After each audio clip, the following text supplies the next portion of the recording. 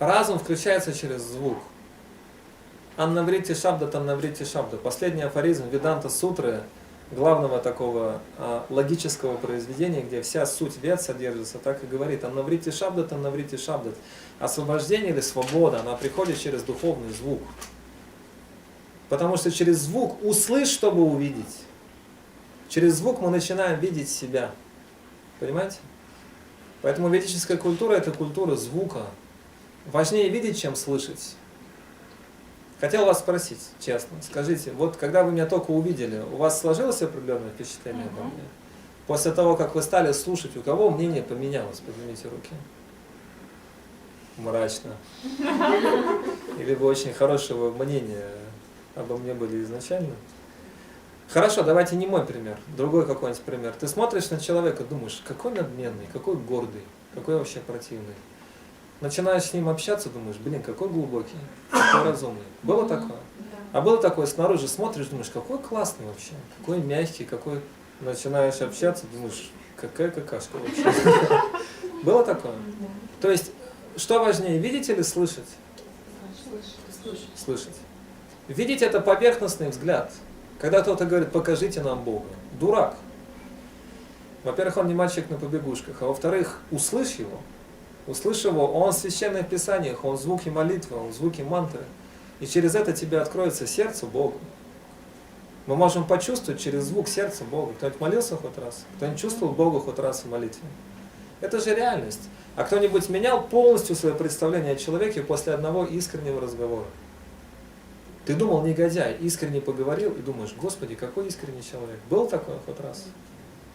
Было такое. То есть через звук мы можем соприкоснуться с сердцем другого человека, и себя же мы через звук можем увидеть и должны.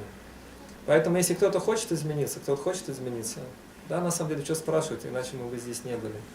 Самое главное, что нужно делать? Слушать. И у нас нет проблем со слушанием, у нас проблемы со слышанием. Потому что мы не впускаем в сердце свой звук этого другого человека. Человек может слушать в двух ситуациях. Или он разумный, сам створку открыл, или у него кризис. Бхагавад-гита об этом. Арджуна в первой главе не слушал. Арджуна говорил. Во второй он уже стал слушать. Люди могут слушать или когда кризис, или когда они разумные, створку сами открывают изнутри. Поэтому слушать с вызовом, оно бесполезно. Знаете, даже поза зависит от того, войдет или не войдет. Ага, что там это? Давайте, рассказывайте. Как в Бхагавад-гите есть эта история, что рассказчик Бхагавад-гиты рассказал Арджуне Бхагавад-гиту, и там Хануман сидел на флаге. И после этого его спросили, ты же тоже знаешь Бхагавад-гиту? Он говорит, да. Он говорит, ты не знаешь Бхагавад-гиту. Ему говорит, почему? Говорит, потому что ты сидел выше рассказчика. Вот в ведической культуре, вот, чтобы вас так посадили, это нонсенс, никогда. Вы все на полу сидели, а я на кресле. Для чего это делается? Потому что я важная персона? Нет. Потому что знание всегда бежит откуда? Сверху вниз. И смысл не в том, чтобы даже сесть. На самом деле можно и сидеть как-то так расслабленно. Я уж немножко сутрировал. Не обижайтесь, пожалуйста.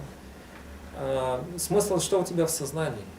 Если в своем сознании ты понимаешь то, что я чему-то ценному вот этого человека могу научиться, то тогда этот звук, он войдет, и мы увидим. Кто-то увидел себя в сегодняшнем рассказе? Хорошо, других увидел кто-то?